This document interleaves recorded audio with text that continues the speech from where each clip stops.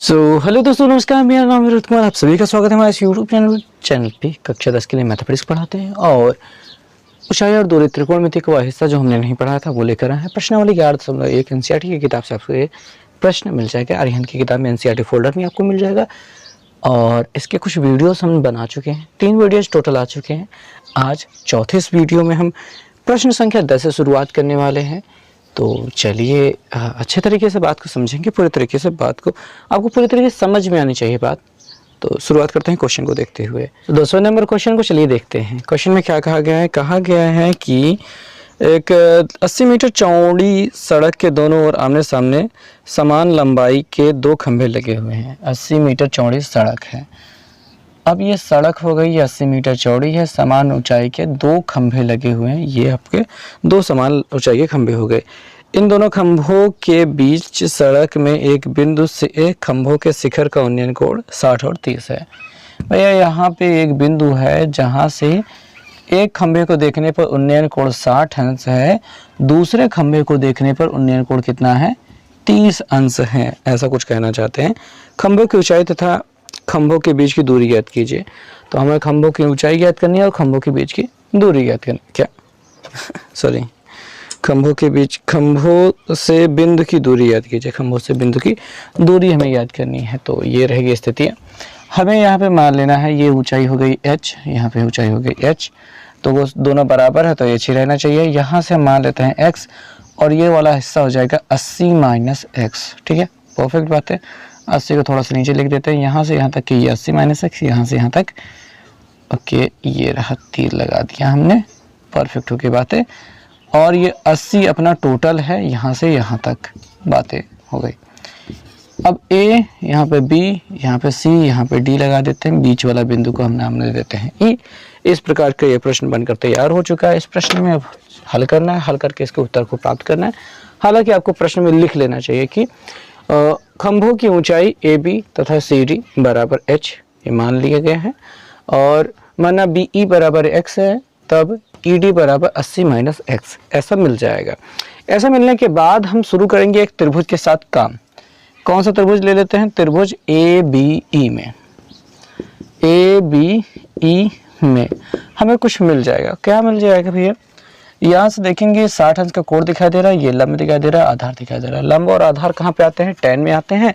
तो हमें लगाना चाहिए केवल यहाँ पे tan 60 अंश, और लंब कितना है? AB है, और आधार क्या है? BE है, वो लगा दिया। tan 60 का मान क्या होता है? वो √3 होता है। AB का मान h है और आधार कितना है? x है। और यहाँ से h बराबर क्या मिल जाएगा? इसका इधर गुणा हो जाएगा तो √3 x हो जाएगा, जो कि एक इक्वेशन होगा। इसको इतना डिब्बे में बंद करने की ज़रूरत नहीं थी। फिलहाल बात आगे बढ़ाते हैं, दूसरे वाले त्रिभुज में चलते हैं जहाँ पे EDC हम लिखेंगे। त्रिभुज CDE में यहाँ पे हमको मिल जाएगा क्या? वही सीधे सीधा आधार और लंब है। लंब और आधार है तो tan 30 लगाते हैं, और लंब कितना है अपना? CD है। क्या है? CD है, और आधार कितना है? ED है, वो रखते हैं। देखिए भाई, यहाँ पे 30 अंश का कोण है, ये रहा लंब, ये रहा आधार। लंब और आधार के बीच का संबंध होता है वो tan होता है, इसलिए हमने लगा दिया यहाँ पे tan। tan 30 बराबर लंब CD, अपना आधार कितना हो गया? AD हो गया। tan 30 का मान कितना होता है? वो होता है 1/√3। ये याद करने वाली बातें होती हैं। tan वाली पूरी सीरीज अगर आप लिस्ट में देखेंगे तो आपको याद हो जाएगी। ठीक है, बहुत सिंपल सा काम होता है। CD का मान हमको h दिखाई दे रहा है, और आधार कितना दिखाई दे रहा है? 80 माइनस x दिखाई दे रहा है। ये हो गया। तिरछा गुणा कराएंगे, इसका इधर गुणा कराएंगे तो 80 माइनस x रहेगा, इसका इधर गुणा कराएंगे तो √3h रहेगा। अब वैल्यू रखने के समय आ गया है। हमको x या h का मान, दोनों का मान निकालना है। तो h का मान यहाँ पे रखने पर h की वैल्यू मिल रही है। हम लिखेंगे h का मान रखने पर, तो 80 माइनस x तो ऐसे रहेगा। ठीक है, √3 ऐसे रहेगा। h का मान √3x था, वो हमने रख दिया है। ठीक है, रखने के बाद हमें वैल्यूज यहाँ पे मिलना शुरू हो जाएंगी, बहुत ही आसानी से। इसका गुणा कितना हो जाता है? ठीक है, कितना हो जाएगा? यहाँ पे √3 का गुणा 3 हो जाए। 80 माइनस x है यहाँ पे 3x हो रहा है, ये इधर आके जुड़ जाएगा तो 80 बराबर हो जाएगा 4x। तो x बराबर क्या हो जाएगा, 4 से काट रहा है, 4 दूनी 8, 20 मिल रहा है। यानी x की वैल्यू यहाँ से यहाँ तक की दूरी जो हो रही है वो 20 हो रही है। और अगर हम स्तंभ की ऊंचाई या खंभे की ऊंचाई h के बारे में बात करें तो x अंडर रूट 3 है, तो 20 अंडर रूट 3 मीटर हो जाएगी। ठीक है, ये हो जाएगा हिसाब कुल मिला के बहुत आसान होने वाला है। प्रश्न बहुत आसान रहते हैं, आपको देख करके बस इनको समझना है, थोड़ी सी डिटेल्स ज़्यादा लिखनी है। ठीक है, और यहाँ पे हम कह सकते हैं x का मान समीकरण 1 में रखने के बाद यहाँ पे आपको h के वैल्यू तुरंत मिल जाती है। आखिर में लास्ट में हमको लिख देना हो जाता है कि अतः खंभ की ऊंचाई 20 अंडर रूट 3 मीटर है और एक स्तंभ से खंभे की जो मध्य बिंदु की जो दूरी है वो 20 मीटर है। दूसरे वाले खंभे से कितना हो जाएगा, 80 में 20 घटाने पर 60 हो जाएगा। 60 लिखने की जरूरत नहीं, 20 एक तरफ से कह देंगे उतना पर्याप्त होता है। ओके, तो अब प्रश्न संख्या 11 की बात करेंगे। प्रश्न संख्या 11 में हमसे क्या कहा जा रहा है देखते हैं। कह रहे हैं एक नहर के तट पर एक टीवी टावर ऊर्ध्वाधर खड़ा है। अब मान लेते हैं कुछ ऐसा एक नहर है, ये हमारी नहर होगी, नहर की ये चौड़ाई है, एक तरफ टीवी टावर खड़ा है, ये टावर हो गया। और टावर के ठीक सामने दूसरे तट पर एक अन्य बिंदु पर टावर के शिखर का उन्नयन कोण 60 अंश है। दूसरे बिंदु पर शिखर का उन्नयन कोण कितना दिखाई दे रहा है, वो 60 अंश दिखाई दे रहा है। इसी तट पर इस बिंदु से 20 मीटर की दूर और इस बिंदु 20 मीटर दूर और इस बिंदु को मीनार के पास से मिलाने वाली रेखा पर स्थित एक अन्य बिंदु से टावर का उन्नयन कोण 60 अंश है। कुल मिला 30 अंश है। कुल मिला के और 20 मीटर जाने के बाद आपको क्या करना है कि ये उन्नयन कोण कितना दिखाई दे रहा है, अब 30 अंश दिखाई दे रहा है। इतना सा ये कहना चाहते हैं, 20 मीटर और पीछे आना पड़ेगा। देखिए यहाँ पे ऐसा स्थिति नहीं हो सकती है कि आप नहर के किनारे को पकड़ के इधर की ओर आ जाए, ऐसा कोई स्थिति नहीं होने वाली। आपको सरल सा बात सोचनी है, क्योंकि मैंने ऐसी बात कभी सोची थी कि नहर के किनारे पकड़ के आगे जा रहा हूँ तब 30 अंश का कोण बना, तो ऐसा कोई स्थिति होने वाली नहीं है भैया। नहर को छोड़ करके पीछे 20 मीटर जाओगे तब 30 अंश का कोण बनेगा। ठीक, सरल सामान्य सी बात है, बहुत सरलता से सोचना है आपको, बहुत सरल आपको उत्तर यहाँ पे देना भी है। तो आपसे टीवी के टावर की ऊंचाई और नहर की चौड़ाई मतलब इन सब के बारे में पूछ रहा है। अब यहाँ पे 20 है, 30 से 60 हो रहा है, तो यहाँ पे 10 ही इसका आधा हो जाएगा, यहाँ पे 10 मीटर।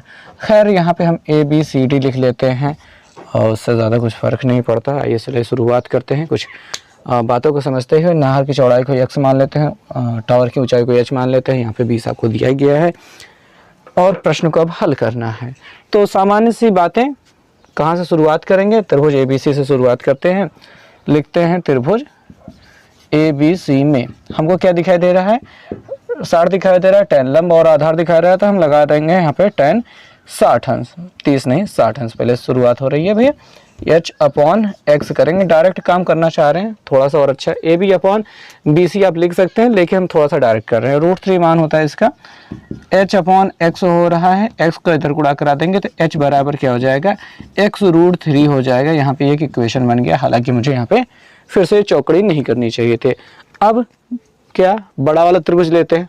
यहाँ पे त्रिभुज ABD में क्या करेंगे, त्रिभुज ABD में हमको क्या दिखाई दे रहा है, 30 दिखाई दे रहा था। हम लगाएंगे क्या, tan 30 अंश। tan 30 बराबर लंब कितना है, h हो रहा है, आधार कितना हो रहा है, यहाँ से यहाँ तक पूरा आधार है, 20 + x अपना पूरा आधार है, तो हमको 20 + x करना होगा। tan 30 का मान होता है 1/√3, h/20 + x हो रहा है। तिरछा गुणा आप समझ ही सकते हैं कि कराना ही पड़ेगा। इसका गुणा कराया एक में यही हो चुका है, इसका गुणा कराया यहाँ पे √3h हो चुका है। h की वैल्यू आपको यहाँ पे मिल चुकी है, x√3 वही वहाँ पे रख देना है, लिखना है x का मान, h के मान रखने पर। जब h का मान रखते हैं तो आपको यहाँ पे 20 + x मिल रहा है बराबर यहाँ पे √3 है, इसकी जगह पे रखते हैं √3x, यहाँ पे मिल जाएगा 3x, एक x इधर जाएगा तो -x हो जाएगा, यहाँ पे 20 हो रहा है, 2x बराबर 20 हो रहा है, 2 से काटने पे कितना मिल जा रहा है 10। ये हो जाएगी आपके नहर की चौड़ाई के बारे में 10 मीटर जो हमने कहा था। ठीक है। 10 मीटर इसकी नहर की चौड़ाई हो गई है। नहर की चौड़ाई मिलने के बाद आपको टावर की ऊंचाई भी निकालनी है, जो कि हो रहा था यहाँ पे देखेंगे x√3 हो रहा था। तो x का मान जब 10 मिल गया तो 10√3 आपको क्या हो जाएगा, टावर की ऊंचाई होगी। यहाँ पे आप √3 का मान रख सकते हैं। तो 10 गुणते 1.732 हो सकता है। तो अगर आप 10 से जब गुणा कराएंगे तो 17.32 मीटर मिल जाएगा। ऐसा आप कह देंगे तब पर भी उत्तर आपका बेहतरीन हो जाएगा। तो इस प्रकार इस प्रश्न में उत्तर मिल चुका है। आसान प्रश्न था ये। सबसे मुश्किल काम यहाँ पे होता है चित्र को बनाना। चित्र बनाने के बाद सब कुछ आसान हो जाता है। शुरुआत की चीजें थोड़ी बहुत लिख देनी होगी, माना कि टावर की ऊंचाई बराबर h, नहर की चौड़ाई बराबर x, बाकी सब। प्रश्न संख्या 12 के बारे में बात करेंगे और इस प्रश्न को देखेंगे कैसे किया जा सकता है। बहुत ही आसान सा क्वेश्चन रहेगा। कह रहे हैं 7 मीटर ऊंचे भवन के शिखर से, 7 मीटर ऊंचा भवन हो गया है, इसके शिखर से क्या देख रहे हैं, एक केबल टावर के शिखर का उन्नयन कोण 60 अंश है। एक केबल टावर के, ठीक है थोड़ा ज़्यादा दूर हो गया और नज़दीक बनाते हैं, एक केबल टावर के शिखर का उन्नयन कोण यहाँ से, ठीक है यहाँ के भवन के शिखर से केबल टावर के शिखर का उन्नयन कोण कह रहे हैं। तो ऊपर की ओर कितना है, 60 अंश है। ऐसा इन्होंने कहा, बना दिया हमने। इसके पाद का अनुमान कोण 45 अंश है। इसके पाद का यानी पैर का अनुमान कोण कितना है, 45 अंश है। इसका एक अंतर कोण यहाँ पे 45 अंश बना दिया। और टावर की ऊंचाई याद कीजिए, टावर की ऊंचाई हमको याद करनी है। तो यहाँ से देखेंगे भैया ये 7 है तो ये भी 7 होगा। ऊपर वाला स्मॉल h है, इधर वाला x मान लेंगे, ये भी उसके बराबर x हो जाएगा। बस हो गया काम खत्म। प्रश्न बहुत ही आसान हो चुका है। अब ये हल, ठीक है। तो हमने ABCD, नाम लिखना बहुत आसान काम है एक तरफ से, चाहे जैसे लिख दो भाई, आपकी मर्जी है। ये ज़रूरी नहीं कि यहाँ पे हमने लिखा है। तो देखिए फॉलो, जो भी आपने एक बार को लिख दिया वही आपको फॉलो करना है, ये नहीं कि आप चेंज करने जाओ। और हाँ, इसमें खास बात ये होती है कि अगर आपने एक तरीके से किया है, बगल वाले ने तो कुछ दूसरे तरीके से किया, तो ज़रूरी नहीं कि आप वहाँ पे नकल करने चले जाओ कि उसने तो यहाँ पे B लिखा था, मैं भी B लिखूँगा। ठीक है, ये नामकरण वाली छोटी सी चीज़ है, बहुत सरल सी चीज़ होती है। आइए देखते हैं क्या करोगे भाई। यहाँ पे ज़्यादा सोचने की ज़रूरत नहीं। नीचे यहाँ पे दिखाई दे रहा है ना, यहाँ से ABC दिखाई दे रहा है, इस त्रिभुज में दिखाई दे रहा है, यहाँ पे 45 दिखाई दे रहा है, ये लंब दिखाई दे रहा है, ये आधार दिखाई दे रहा है। लंब और आधार यहीं से निकाल लो, ज़्यादा सोचने की ज़रूरत नहीं है। ये वाला 45 लगाने की ज़रूरत नहीं है क्योंकि वो उल्टा दिखाई दे रहा है, तो देखने की ज़रूरत भी नहीं है। यहाँ पे सीधे दिखाई दे रहा है, इसी को देखो। क्या लिखोगे भैया, लिखोगे त्रिभुज ABC में बाकी सारी चीज़ें आप लिख लोगे कि भैया माना ED बराबर H है, AB बराबर EC बराबर 7 है, PC बराबर X मान लिया, BC और AE बराबर है। वो सारी चीज़ें तो सामान्य सी बातें हैं, हो जाएंगी। यहाँ पे चलो क्या लिखोगे, tan 45 डिग्री। लंब कितना है, चलो AB लिख देते हैं, आधार कितना है BC लिख देते हैं। tan 45 का मान कितना होता है, बिल्कुल सही 1 होता है। AB का मान कितना है, वो 7 है। BC का मान क्या है, x है। x का इधर गुणा कराओगे, x बराबर क्या हो गया, 7 मीटर हो गया। भवन से केबल टावर के बीच की डिस्टेंस क्या है, 7 मीटर, 7 मीटर है। हो गया भाई, इतनी बात खत्म हो गई। इसके बराबर जब 7 मीटर हो गया तो यहाँ पे भी बराबर कितना हो जाएगा, 7 मीटर। हालांकि आपको लिखना नहीं है, ठीक। अब 60 अंश वाला कोण देखो, ये वाला हिस्सा क्या लिखोगे भैया, त्रिभुज AED में क्या दिखाई दे रहा है, दिखाई दे रहा है tan 60 अंश। लंब कितना दिखाई दे रहा है, DE दिखाई दे रहा है। और आधार कितना दिखाई दे रहा है, AE दिखाई दे रहा है, AE। अब tan 60 का मान क्या होता है, √3 होता है। AE का मान कितना, DE का मान कितना है, H है। AE का मान कितना मिला है, वो 7 मिल गया है। इसका इधर गुणा करा दो, H बराबर क्या मिल गया, 7√3। H बराबर क्या मिल गया, 7√3। ये क्या हो गया, इसके ऊपर वाले हिस्से की ऊंचाई मिली है, केवल इसकी ऊंचाई मिली है। और कई बार मैं ऐसे ही क्वेश्चन जब मैं अपने टाइम में कर रहा था, हाई स्कूल में जब मैं था, तो बस इतना सा निकालने के बाद खुश हो जाता था भाई ये उत्तर मिल गया, बस बल्ले बल्ले। बट ऐसा नहीं है भाई, क्योंकि हमको पूरा केबल टावर की ऊंचाई चाहिए। तो DC या फिर CD या फिर मीनार केबल टावर की ऊंचाई बराबर 7 + 7 √3। और ये जो था उसको रख दिया, 7 कॉमन लेंगे, 1 प्लस √3 मिल जाएंगे, या फिर 7 √3 + 1 करके लिखा जाता है। आप जैसा लिखना चाहे वैसे लिखें। यहाँ पे आप √3 का मान रख सकते हैं, या फिर इतना ही ऊंचाई रख सकते हैं मीटर में। और ये आपका उत्तर मिल चुका है। बहुत ज़्यादा इसमें सोचने की आवश्यकता नहीं है, बस प्रश्न समाप्त होता है। अगला प्रश्न देखते हैं। प्रश्न संख्या 13 है। कहा जा रहा है समुद्र तल से 75 मीटर ऊंची लाइट हाउस के शिखर से देखने पर 2 समुद्री जहाज़ों का अनुमान कोण क्रमशः 30 अंश और 45 अंश है। ठीक है, तो भैया ये लाइट हाउस हो गया। लाइट हाउस समुद्र के किनारे पे एक बड़ा सा खंभा होता है जिसके ऊपर लाइट लगी होती है निगरानी रखने के लिए समुद्र में कि लोग आवाजाही ना करें। और ये समुद्र वाला हिस्सा हो गया। यहाँ पे एक जहाज हो गई, एक जहाज यहाँ पे हो गई है। तो यहाँ से देख रहे हैं तो अनुमान कोण बन रहा है। अनुमान कोण बनाने के लिए ये वाला हिस्सा बनाना पड़ेगा, और ये जो लंबा ज़्यादा दूर गया है यही 30 बनेगा, यहाँ पे 30 बनेगा, और ये वाला हिस्सा हो गया कितना 45। ठीक, और इसके बराबर यहाँ पे 30 हो जाएगा और यहाँ पे 45 हो जाएगा। और अब हमसे क्या कह रहे हैं कि यदि लाइट हाउस के एक ही ओर एक जहाज दूसरे जहाज के ठीक पीछे हो तो जहाज़ों के बीच की दूरी ज्ञात कीजिए। समुद्र तल से लाइट हाउस 75 मीटर की ऊंचाई पर था। जहाज़ों के बीच की दूरी x हमको याद करनी है, हम इसको y मान लेते हैं क्योंकि यहाँ पे h मानने की कोई मतलब नहीं बनता है। तो भाई चलो मान लेते हैं जहाज नंबर A यहाँ पे है, जहाज नंबर B यहाँ पे है, ये CD अपनी लाइट हाउस है, और यहाँ पे एक बिंदु डाल देते हैं E, क्योंकि हमको अनुमान कोण तो बनाना ही था, तो बना लिया है। बनाने के बाद हमने जहाज के लिए बूंदी क्यों रख दी है, खराब लग रहा है। अब आपको इस जहाज के बीच की दूरी निकालनी है, मतलब जहाज़ों के बीच की दूरी निकालनी है। तो हम क्या करेंगे, tan 45 लगा करके ये लंब और ये आधार से y का मान निकाल लेंगे। ओके, फिर tan 30 लगा करके लंब और आधार से इस पूरे का मान निकाल लेंगे। जब पूरे का मान निकल जाएगा तो y का मान उसमें से घटा देंगे, और उससे क्या हो जाएगा, हमें x का मान मिल जाएगा। बहुत ही आसान सा तरीका रहेगा। तो शुरुआत करेंगे, एक त्रिभुज का नाम लेते हैं, त्रिभुज BCD से। तो हमने लिखा त्रिभुज BCD में हम लगाते हैं tan, क्योंकि tan ही लगा सकते हैं, मतलब लंब और आधार है भैया, लंब और आधार के लिए tan लगाना ज़्यादा शुभ होता है। शुभ लाभ की मैं बात कर रहा हूँ। CD अपॉन CB रख लेते हैं, ये CD लंब हो गया, आधार CB हो गया है, या फिर BC भी आप रख सकते थे, आपकी मर्जी है। tan 45 का मान 1 होता है, बस इतना हम जानते हैं। CD का मान हमको 75 दिखाई दे रहा है, हम 75 लिख देते हैं। CB का मान हमको y दिखाई दे रहा है, हम y रख देते हैं। y का मान गुणा होकर के क्या हो गया, 75 मीटर हो गया। y का मान हमको 75 मीटर मिल चुका है। ओके, हो गया काम खत्म। यहाँ पे tan 30 लगाएंगे, लंब ये रहेगा, आधार पूरा रहेगा। तो त्रिभुज ACD में हम क्या देखते हैं, हम देखते हैं tan 30 अंश दिखाई दे रहा है। लंब कितना दिखाई दे रहा है, CD दिखाई दे रहा है। आधार कितना दिखाई दे रहा है, AC दिखाई दे रहा है, AC।